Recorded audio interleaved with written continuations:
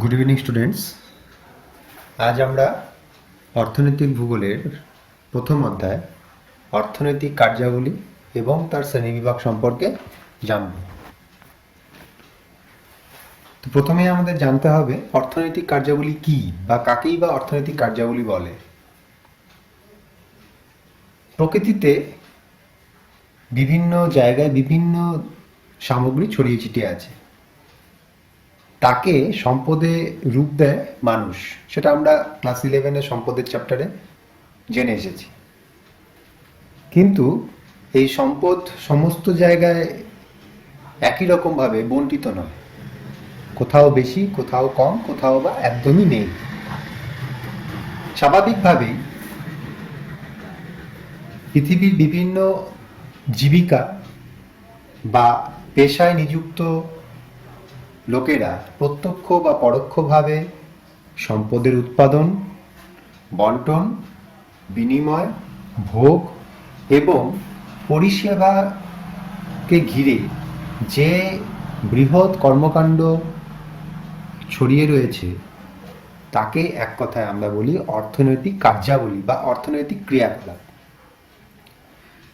আমরা এই অর্থনৈতিক ক্রিয়াকলাপের মূল উদ্দেশ্য যদি দেখি তাহলে আমাদের দুটো উদ্দেশ্য ফুটে ওঠে। নাম্বার 1, সম্পদের যথাযথ বন্টন, এবং নাম্বার 2, সম্পদের কাম্য ব্যবহার। কি ব্যাপারটা? সম্পদের যথাযথ বন্টন। যথাযথ বন্টন বলতে একটু আগে যেটা আমি বললাম যে প্রকৃতিতে সমস্ত জায়গায় সমস্ত ধরনের অর্থনৈতিক সম্পদ সমানভাবে বণ্টিত নয়। কোথাও প্রকৃতি উজাড় করে সেই সম্পদের ভাণ্ডার সাজিয়ে রেখেছে, কোথাও বা তার একেবারেই কিছু নেই। তো মানুষের পক্ষে সমস্ত জায়গায় সমস্ত ধরনের সম্পদ তৈরি করা একেবারেই সম্ভব নয়। তাহলে যেহেতু আমাদের প্রকৃতিতে সমস্ত জায়গায় সমস্ত ধরনের সম্পদ সমভাবে বণ্টিত নয়, স্বাভাবিকভাবেই যেখানে ঘাটতি রয়েছে, যেখানে প্রাচুর্য কম রয়েছে, সেখানে একটি ক্রাইসিস বা চাহিদা সৃষ্টি হচ্ছে। সেই চাহিদা পূরণের জন্য যেখানে প্রাচুর্য বেশি সেখান থেকে কম প্রাচুর্যের দিকে সম্পদকে বন্টন করতে হচ্ছে। 2 নম্বর হচ্ছে আমাদের সম্পদের কাম্য ব্যবহার। কাম্য মানে আমার কাছে যেটুকু আছে সেটা যদি মিসইউজ না হয়ে, কোনো অপচয় না হয়ে সুষ্ঠু এবং সম্পূর্ণ আমি ব্যবহার করতে পারি, সেটাই আমার কাছে কাম্য ব্যবহার। অনেক সময় দেখা যায় সম্পদ প্রচুর থাকা সত্ত্বেও ইউটিলিটির অভাবে সেখানে সম্পদ নষ্ট হচ্ছে। আবার অনেক ক্ষেত্রে দেখা যায় যে সেখানে সম্পদের ক্রাইসিস, চাহিদার তুলনায় সম্পদের বন্টন যোগান খুবই কম। তো এই যে সম্পদের একটা অসাম্য বন্টন, সেটা কাম্য বন্টনের পরিপন্থী। অর্থাৎ কাম্য ব্যবহার, আমার যতটুকু প্রয়োজন তার থেকে কম বা বেশি ব্যবহার যদি হয়ে থাকে তাহলে সেটা কাম্য ব্যবহারের পরিপন্থী। তাহলে কাম্য ব্যবহার করতে গেলে কি করতে হবে? আমাদের সেই সম্পদের সঠিক এবং সুষ্ঠু বন্টন এবং তার ব্যবহারের উপযোগী করে তুলতে হবে। মূলত এই দুটি উদ্দেশ্যকে সামনে রেখেই আমরা এই অর্থনৈতিক কার্যাবলী সম্পাদন করে থাকি। তো অর্থনৈতিক কার্যাবলী সম্পাদনের ক্ষেত্রে আমরা মূলত 5টি অর্থনৈতিক কার্যাবলী শ্রেণীবিভাগ লক্ষ্য করি।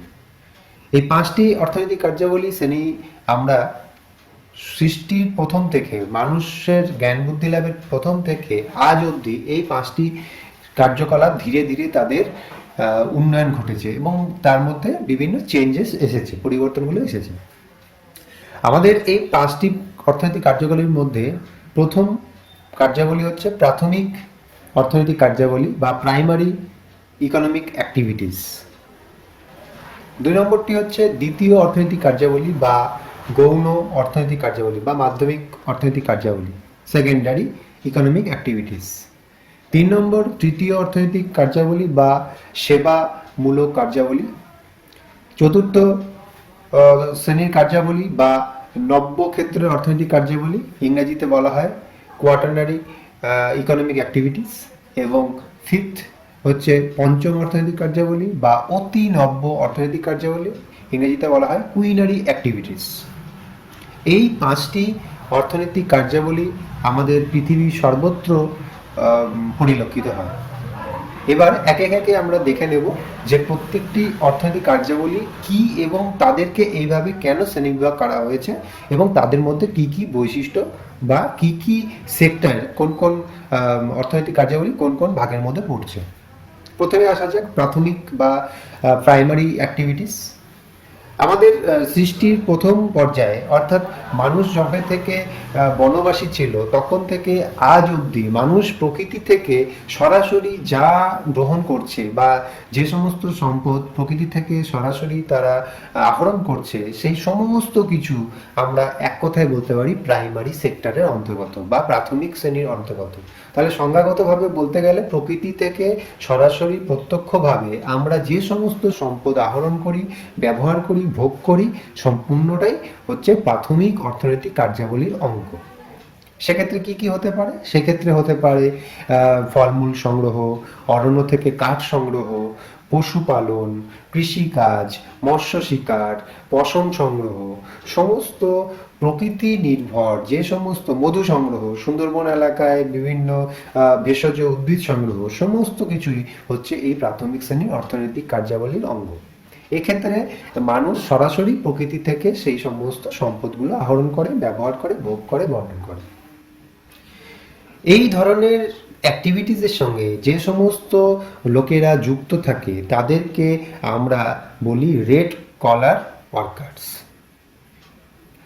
তো এখানে আমাদের দুটো বিষয় খুব মনে রাখা প্রয়োজন। এক হচ্ছে কোন কোন সেক্টর এই প্রাথমিক সেক্টরের অন্তর্গত এবং এই ধরনের অ্যাক্টিভিটির সাথে যুক্ত শ্রমিকেরা কি নামে পরিচিত, রেড কলার অ্যাক্টিভিটিস। এবার আসি দ্বিতীয় বা গৌণ অর্থনৈতিক কার্যাবলী বা সেকেন্ডারি অ্যাক্টিভিটিস।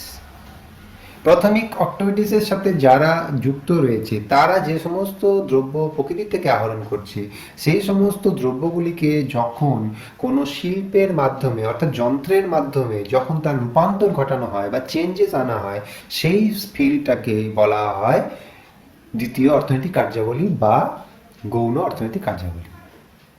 তাহলে কি হতে পারে ব্যাপারটা প্রকৃতি থেকে আমি সরাসরি যে সমস্ত সম্পদগুলো আহরণ করলাম সেগুলোকে যন্ত্রের মাধ্যমে তার রূপের পরিবর্তন ঘটাবো।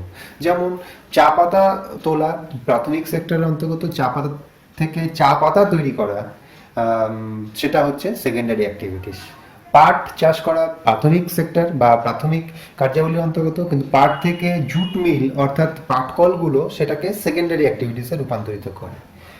ধান উৎপাদন হচ্ছে প্রাথমিক সেক্টর, ধান থেকে চাল উৎপাদন করা সেটা হচ্ছে দ্বিতীয় বা সেকেন্ডারি অ্যাক্টিভিটিসের মধ্যে পড়ছে।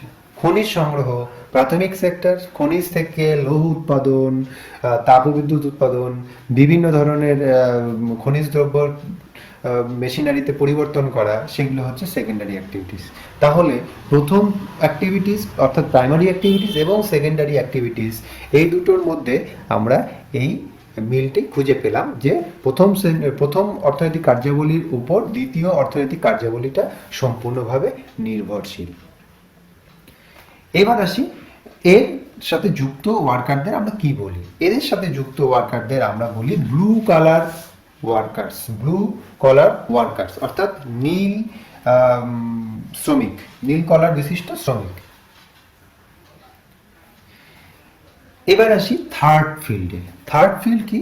প্রাথমিক সেক্টর এবং দ্বিতীয় অর্থনৈতিক সেক্টরের মধ্যে একটা যোগসূত্র স্থাপন করে এই তৃতীয় অর্থনৈতিক কার্যাবলী। তাহলে যেটা বলছিলাম, তৃতীয় অর্থনৈতিক কার্যাবলী হচ্ছে প্রথম এবং দ্বিতীয় অর্থনৈতিক কার্যাবলীর মধ্যে একটি সেতু রূপে কাজ করে। একটু সিম্পল এক্সাম্পল দিলে তোমাদের কাছে বিষয়টা পরিষ্কার হবে। যেরকম প্রথম শ্রেণীর অর্থনৈতিক কার্যাবলী অর্থাৎ কৃষিকাজ, কৃষি থেকে উৎপাদিত সামগ্রী। দ্বিতীয় অর্থনৈতিক কার্যাবলী অর্থাৎ সে কৃষিজাত দ্রব্যগুলোকে শিল্পজাত দ্রব্যে কনভার্ট করা। কিন্তু কৃষি দ্রব্যকে শিল্পক্ষেত্রে নিয়ে আসা এবং শিল্পজাত দ্রব্যকে বাজারজাতকরণ করা এই সেক্টরটা করে থাকে। কৃষি থেকে দ্রব্য সামগ্রী পরিবহন মাধ্যমে চলে আসে শিল্পক্ষেত্রে কাঁচামাল রূপে। সেই কাঁচামালকে ব্যবহার করে দ্বিতীয় শ্রেণীর অর্থনৈতিক কার্যাবলীতে যখন সেই শিল্পজাত দ্রব্য উৎপাদিত হয় সেটিকে বাজারজাতকরণ অর্থাৎ ব্যবসার উদ্দেশ্যে যখন বাজারে নিয়ে যাওয়া হয় তাতেও পরিবহন মাধ্যম কাজ করে। এবং সেটা বাণিজ্যকরণ করা হয় বিভিন্ন জায়গায়, সেটিকে ব্যবসার উদ্দেশ্যে পাঠানো হয়, বিক্রি করা হয়, বিনিময় করা হয় সমস্তটাই। এবং তাদের পেছনে ব্যাংক, বিমা, পরিবহন যোগাযোগ ব্যবস্থা, সমস্ত পরিষেবাগুলো কাজ করে। এই সেক্টরটা যদি না থাকে তাহলে প্রথম সেক্টর এবং দ্বিতীয় সেক্টর উন্নতি লাভ করতে পারে না। আমরা এই বিষয়টা বর্তমানে খুব ভালোভাবে উপলব্ধি করছি, কারণ আমরা এখন লকডাউনের মধ্যে রয়েছি, বিভিন্ন ক্ষেত্রে পরিষেবাগুলো বন্ধ। স্বাভাবিকভাবে কৃষিক্ষেত্র থেকে আমাদের বাজারজাতকরণের একটা সমস্যা হচ্ছে, বা দূর দূরান্ত থেকে যে সমস্ত কমোডিটিসগুলো আমাদের কাছে পৌঁছাতো পরিবহন মাধ্যমের সাহায্যে, সেইগুলো সরাসরি আমাদের কাছে আসতে পারছে না। বিভিন্ন ক্ষেত্রে উৎপাদনও কমে গেছে, কাঁচামাল ও শিল্পজাত দ্রব্য উৎপাদিত হচ্ছে না। তাহলে এই যে সেক্টরটার যে গুরুত্বটা এই মুহূর্তে দাঁড়িয়ে আমরা সবচেয়ে বেশি উপলব্ধি করতে পারছি। বিভিন্ন ব্যাংক, বিমা পরিষেবা সমস্ত কিছু যেহেতু বন্ধের মধ্যে, তৃতীয় শ্রেণীর অর্থনৈতিক কার্যাবলীটা প্রায় স্তব্ধের মুখে। তাহলে তৃতীয়টা যদি বন্ধ হয়ে যায় তাহলে প্রথম এবং দ্বিতীয়টা উন্নতি লাভ করতে পারে না। তাহলে এই ক্ষেত্রে আমরা কি কি পাই? তৃতীয় ক্ষেত্রে পাই বিমা, ব্যাংক, পাইকারি খুচরা ব্যবসা, ব্যবসা বাণিজ্য, পরিবহন, বিনোদন, পর্যটন, হোটেল, রেস্টুরেন্ট, সমস্ত ক্ষেত্রগুলো অর্থাৎ সেবামূলক যে সমস্ত অর্থনৈতিক কার্যাবলী রয়েছে সমস্তটাই এই তৃতীয় শ্রেণীর অর্থনৈতিক কার্যাবলীর অঙ্গ। এই এই অর্থনৈতিক কার্যাবলীর সঙ্গে যুক্ত ওয়ার্কার্সদের আমরা বলি পিঙ্ক কালার ওয়ার্কার্স, অর্থাৎ গোলাপি রঙের কলাবন্ধ শ্রমিক। এবার আসি চতুর্থ শ্রেণীর অর্থনৈতিক কার্যাবলীতে। প্রথম, দ্বিতীয় এবং তৃতীয় এই তিন ধরনের অর্থনৈতিক কার্যাবলীর উপর যারা নতুন নতুন কিছু উদ্ভাবন করছে, তথ্য প্রযুক্তি গবেষণা করে, এই সমস্ত সেক্টরের উন্নতির পেছনে চতুর্থ শ্রেণীর অর্থনৈতিক কার্যাবলী খুব ইম্পর্টেন্ট। চতুর্থ শ্রেণীর কার্যাবলী অনেক বেশি উন্নতির ক্ষেত্রে সহায়ক হয় তখনই যখন নতুন নতুন প্রযুক্তি বা নতুন নতুন গবেষণার মাধ্যমে আমরা নতুন নতুন কিছু সিস্টেম পাই। সেখানে প্রাথমিক সেক্টরও উপকৃত হয়, দ্বিতীয় সেক্টর উপকৃত হয়, তৃতীয় সেক্টর উপকৃত হয়। কিভাবে? যে প্রাথমিক সেক্টরে আমরা আগে জানতাম যে লাঙল দিয়ে চাষ করা হয়।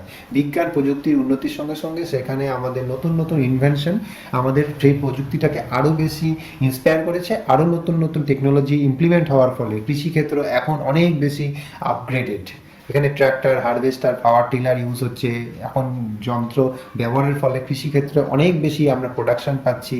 নতুন নতুন বৈজ্ঞানিক গবেষণার ফলে হাই ইল্ডিং সিডস, যেগুলো মানে হাইব্রিড যেটাকে বলি আর কি, উচ্চ ফলনশীল বীজ, সেটা উদ্ভাবনের ফলে উৎপাদন বেড়ে গেছে, খাদ্য সমস্যা দূর হয়েছে।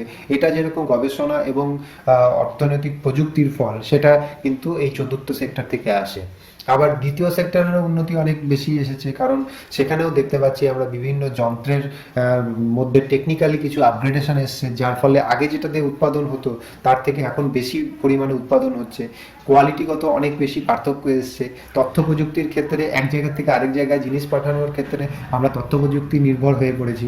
তাহলে স্বাভাবিকভাবেই চতুর্থ সেক্টরটা প্রথম, দ্বিতীয় এবং তৃতীয় সেক্টরের মধ্যে আরও বেশি উৎপাদনকে বাড়িয়ে দিতে সক্ষম হয়েছে চতুর্থ সেক্টরের অর্থনৈতিক কার্যাবলী।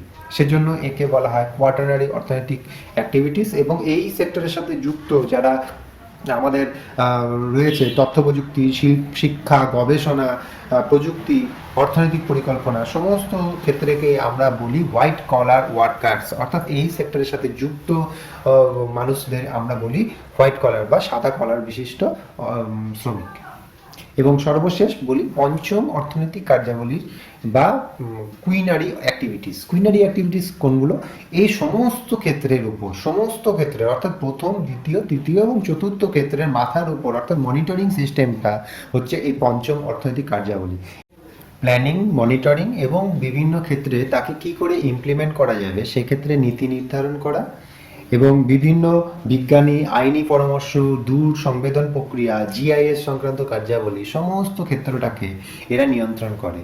এখানে পরামর্শদাতা, নীতি নির্ধারণ, সমস্ত ফিল্ডকেই এরা সাপোর্ট দেয়। অর্থাৎ প্রথমকেও সাপোর্ট দিচ্ছে, দ্বিতীয়কেও সাপোর্ট দিচ্ছে। কি নীতি করা যাবে শিল্পক্ষেত্রে বা কৃষিক্ষেত্রে, কি কি নীতি ইমপ্লিমেন্ট করা যাবে, বিদেশে কি করে আমি সেটাকে এক্সপোর্ট করতে পারি, বা শিল্পজাত দ্রব্যকে কি করে এক্সপোর্ট করতে পারি, বা কি কি ক্ষেত্রকে আমি সেখানে প্রায়োরিটি দিব, সমস্তটাই এই নীতি নির্ধারণ কমিটি নির্ধারণ করে এবং সেটা সেন্ট্রালি হয়।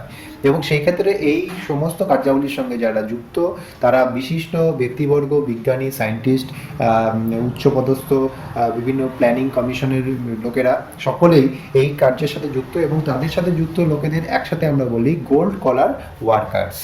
তাহলে গোল্ড কলার ওয়ার্কার্স হচ্ছে সমস্ত ফিল্ডকে, অর্থাৎ প্রথম থেকে শেষ অবধি সমস্ত ফিল্ডকে স্মুথলি যাতে অর্গানাইজ করতে পারে এবং আরও বেশি কী করে সমাজকে ডেভেলপ করতে পারে, ইকোনমিক অ্যাক্টিভিটিসকে আরও কী করে প্রমোট করা যায়, সমস্ত দিকটাই তারা এখানে করে থাকে।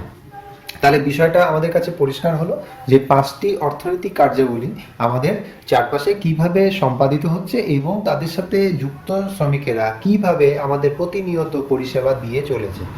এখান থেকে একটা প্রশ্ন প্রতি বছরই প্রায় আসে, কুইনারি এবং কোয়াটারনারি অর্থনৈতিক অ্যাক্টিভিটিসের মধ্যে পার্থক্য কী, এবং বিভিন্ন ধরনের অর্থনৈতিক কার্যাবলীর যে উদাহরণগুলো আমি বললাম সেই উদাহরণগুলো কিন্তু মাল্টিপল চয়েস এবং শর্ট অ্যান্সারে আসে।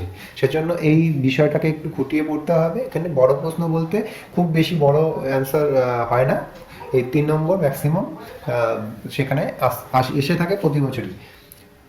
তো ঠিক আছে, আজকের এটুকুই। এই চ্যাপ্টারটি প্রথম চ্যাপ্টার অর্থনৈতিক কার্যাবলী। নেক্সট আমি অন্য কোনো চ্যাপ্টার নিয়ে আলোচনা করব। ধন্যবাদ।